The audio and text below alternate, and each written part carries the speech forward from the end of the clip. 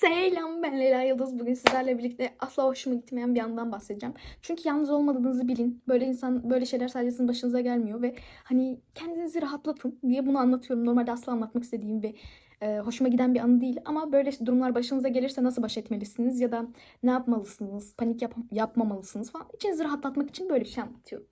Yalnız olmadığınızı bilin diye. Şimdi bahsettiğim olay nasıl bir şey, tamam mı? İlk önce ondan bahsedelim. Bahsettiğim olayda iki ana karakter var. Biri ben, biri de bir çocuk, tamam mı? Bu çocuk kimdir, nedir, kimin neyidir? İlk öncelikle bu çocukla alakalı akrabalık bağlarımızdan bahsedeceğim. Akrabalık bağlarımız ne? Birincisi, bu çocuk benim kuzenimin, bize akraba olmayan tarafından kuzeni. Ama ona yakın yani. Bize değil ama ona yakın. Ve aynı zamanda bu çocuk ablamın yurt dışından sınıf arkadaşı. Tabii o zamanlar biz daha küçüktük, böyle 7-8'e falan gidiyorduk. Oradan işte tanışıyoruz biz çocukla. Birbirimizi tanıyoruz. Kimiz neyiz, kimin neyiz biliyoruz. Bu çocuk biz Türkiye'ye geldikten, taşındıktan sonra işte birkaç sene sonra, birkaç yıl önce işte taşınmış falan. Geçenlerde bana bir istek geldi. Geçenlerde dediğim de 2024'te bu arada. Bana bir istek geldi, tamam mı? Bu çocukla da aynı şekilde ortak bir sürü takipçimiz vardı ve ben de egoistçe ve egolu görünmemek istediğim için ortak takipçilerimiz olduğundan çocuğun isteğini kabul ettim ve GT yaptım. Hani egoist görün değil mi? Egoist görün, ne olacak? Hani azıcık egoist olsan ne olacak değil mi? Ama oluyor işte. O an kötü hissettim ve kabul ettim. Niye kabul ediyorsun? Neyse, kabul ettim, tamam mı? İşte ben bunu kabul edince ablamın hesabını falan sordu. Ben de ablamın hesabını vermek istemiyor diye ablamla takipleşmediğimi falan söyledim. Ondan sonra bu habitatımız biraz bir şeyler daha sordu, işte değişmişsin, büyümüşsün falan filan gelince, ben oradan küçüktüm dediğim gibi. Büyümüşsün falan filan bir şeyler saydırmaya başladı. Ben de sadece görüldü attım ve en son attığı mesajı beğendim. Sonra ben sohbetten çıktım. Gitmiş öne çıkaranların hepsini beğenmiş ve öne çıkaranlarından birine yanıt atmış. Ben de tamamen bu habitatın niyetini anladığım için ve çocuktan hoşlanmadığım ve flört etmek istemediğim için hiçbir şey yazmadım. Görüldü bile atmadım, tamam mı? Ondan sonra bunun ertesi günü oluyor galiba, yanlış hatırlamıyorsam. Ertesi günü kuzenim bizdeydi. Birlikte ablamın arkadaşlarının yanına bırakacaktık ablamı. Ondan sonra beraber gidip kafede oturacaktık. Biz ablamı arkadaşlarının yanına bıraktık. Sonra işte kafeye gidiyoruz falan. Biz kafeye giderken arkadan bir ses, Leyla diye böyle bir böğürme sesi. Işıklardan karşıya geçeceğiz. Ben de üstüme alınmadım. Ben üstüme alınmadım ama bu ses gelmeye devam etti. Sonrasında arkadan bir kuzenimin sesiniz, kuzenin isminiz. Sonra kuzenim işte dediğim gibi onlarla yakın kuzen olduğu için döndü işte. Geldiler yanımıza. Kuzenimle selamlaştılar ve ben yine sanki bu yaptıklarım görüldü atmak mesajını öylesine şey yapmak egoistçe değilmişti. Onu selam vermeyince egoistçe olacağını düşünmüşüm gibi. Selam vermeyince egoistçe olacağını düşündüm. Neden? Neden değil mi? Bırak egoist ol. Ben de selam verdim. Yanındaki habitattan da bahsedeyim. Yanındaki habitatta yine ablamın yurt dışındaki sınıf arkadaşlarından ve kuzenimin yine kuzeni. Bu çocuk, iki çocuk var ortada. Biri bana hikaye yanıt atan, bir de onun yanındaki bizim yanımıza gelen çocuk. Bizim yanımıza gelen çocuk da yine kuzenimin kuzeni ve ikisi birbiriyle kuzenler. Ve ikisi de ablamın yurt dışından sınıf arkadaşı. O zamanlarda da işte bana yazan, benim hikayeme yanıt atan çocuk değil de öbür çocuk. Makarasına işte senden hoşlanıyorum, seni seviyorum muhabbeti falan yapıyorum. Tabii o zamanlar yaşımız küçük olduğu için ben asla ciddiye almıyordum. Öyle şey yapmak için makarasına falan söylüyor diye düşünüyordum. Sonradan bu çocuk bana istek attı ve dediğim gibi bu eski olaylardan ne kadar çocukça olsa da kabul etmek istemedim kendisinin isteğini ve kabul etmedim.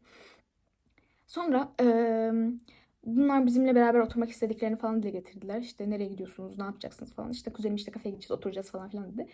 Neyse, sonra bunlar işte kimle oturacaksınız, ne yapacaksınız falan filan dediler. Kuzenim de işte kafede oturacağız tek başımıza falan filan dedi. Onlar da işte sonra işte biz de gelelim, biz de oturalım, biz de beraber gelelim falan muhabbet yaptılar. Ve kuzenime gözlerimle resmen istemiyorum mesajları vermeye çalıştım. Sonra kuzenim de beni anlamış olacak ki hayır, biz kız kıza oturacağız dedi. Ama ona rağmen ısrar etmeye devam ettiler. Tamam, yüzsüz müsünüz? Yüzsüz müsün? Yüzsüz müsünüz ya? Neyse, bunlar ısrar etti, peşimize takılmaya falan çalıştılar. Sonra işte biz bunları başımızdan saldık sandık ama biz gittik oturduk kafeye 15 dakika. Bilemedi 20 dakika falan oturduktan sonra insan cinsi habitatlar yanımıza türediler. Neyse, sonra gelip masamıza çullandılar ve asla oturabilir miyiz, gelelim mi falan filan. İzin yok. Geldiler, bildiğiniz çöktüler masamıza ya. Neyse, ondan sonra geldiler yanımıza çöktüler. İşte biz sipariş vermiştik zaten. Onlar da sipariş falan verdiler, tamam mı işte. Sohbet etmeye çalışıyorlar, konu açmaya çalışıyorlar falan filan. Ben sadece kuzenimin girdiği aralarda konuya dahil oluyorum. Onun dışında onlarla doğrudan bir iletişimim yok. İşte bana işte çok değişmişsin, büyümüşsün, olgunlaşmışsın falan muhabbet yapmaya başladılar. Midem kalktı. Midem kalktı. Sonra ben de çok kibar bir şekilde cevap verdim. Ama bayağı kibar yani. Neyse. Sonra biz işte bir süre sonra işte yarım saat falan, maksimum yarım saat. Sonra kalkmaya karar verdik. Biz kalkmaya karar verince işte biz kalkıyoruz falan filan yaptık, tamam mı? Onlar da biz hala oturmaya devam edeceğiz falan dediler. Biz de tamam dedik, gittik hesabımızı ödedik, çıktık, tamam mı? Biz böyle bir 2-3 dakika falan yürüdük. Arkayı bir döndüm işte. Araba mı geçti, bir şey geçti. Ona bakmak için bir döndüm. Onlar oradalar, çıkmışlar. Dedim madem kalkacaktın niye böyle muhabbet yaptın falan.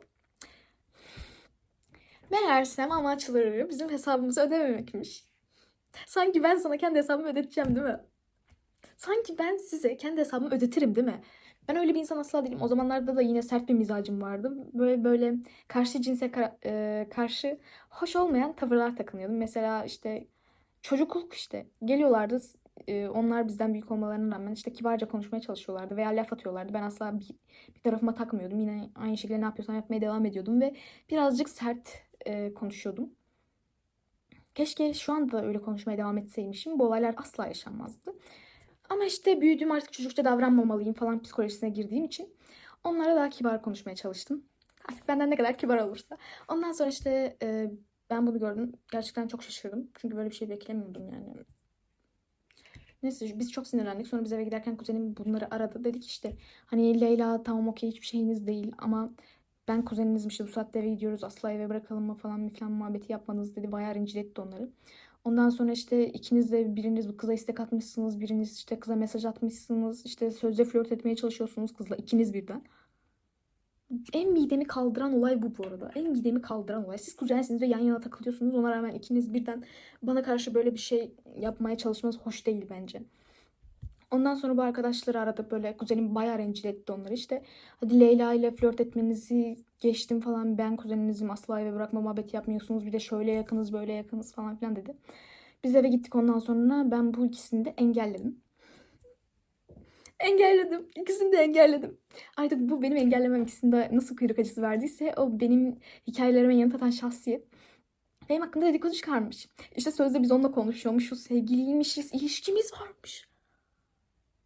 Ne ve ben bunu o gün öğrenmiyorum, tamam mı? Ben bunu bu olayın üstünden böyle 6-7 ay falan geçtikten sonra öğreniyorum. Düşünebiliyor musunuz benim nasıl şok olduğumu, hani kendi kafamda nasıl şaşırdığımı falan hayal edebiliyor musunuz? Çünkü ben gerçekten o an çok şaşırmıştım. Bu olayı nasıl öğrendim biliyor musunuz? Bu olayı kuzenim bana söyledi. O kuzenim değil bu arada. Onlarla akraba olan kuzenim değildi. Başka bir kuzenim var. Onun da bizim yurt dışındaki yaşadığımız yerden arkadaşları var. O arkadaşları da işte beni tanıyorlar falan filan, tanışıyoruz. Böyle bir akrabalık gibi bir şey var uzakta. Sormuş biri arkadaşı, erkek arkadaşı var sadece arkadaş olarak. O çocuk işte sormuş buna, işte Leyla hakkında böyle böyle bir şey geziyor. Doğru mu? Hani doğruysa senden bileyim, sizden öğreneyim. Değilse ben onların ağzını kapatmasını bilirim gibisinden bir şey söylemiş. Beni bu olaydan haberdar ettiği için kendisine çok teşekkür ederim. Benim doğrudan arkadaşım değil. Ama yani sonuç olarak onun sayesinde bu olaydan haberdar oldum. Teşekkür ederim kendisine.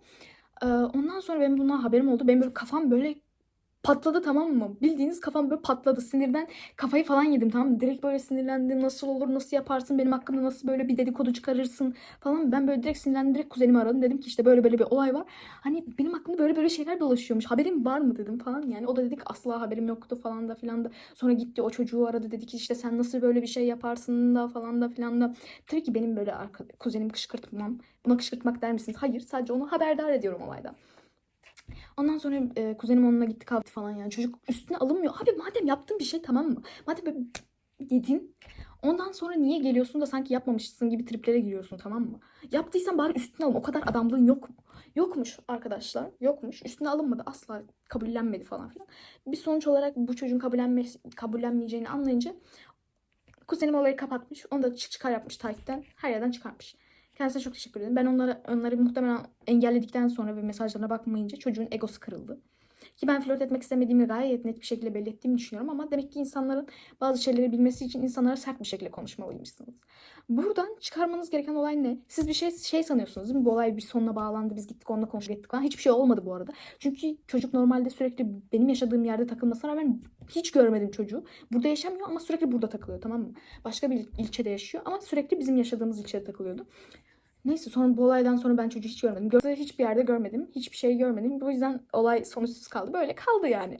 Ben hala bunu düşündükçe sinirleniyorum. Ve olayı anlatırken sakin kalamamın sebeplerinden birisi de bu zaten. Çünkü olay bir yere bağlanmadı. Olduğu gibi böyle kaldı. Bu olayı neden anlatıyorum? Bu kadar rahatsızlık duymama rağmen, bu kadar sinirlenmeme rağmen niye burada paylaşıyorum? Çünkü siz de böyle şeyler yaşamış olabilirsiniz. Böyle sinir oluyor olabilirsiniz. Yapmadığınız iftiralar üstünüze atılıyor olabilir. Kendinizi kötü hissediyor olabilirsiniz ve ben yalnız olmadığınızı belli etmek istiyorum.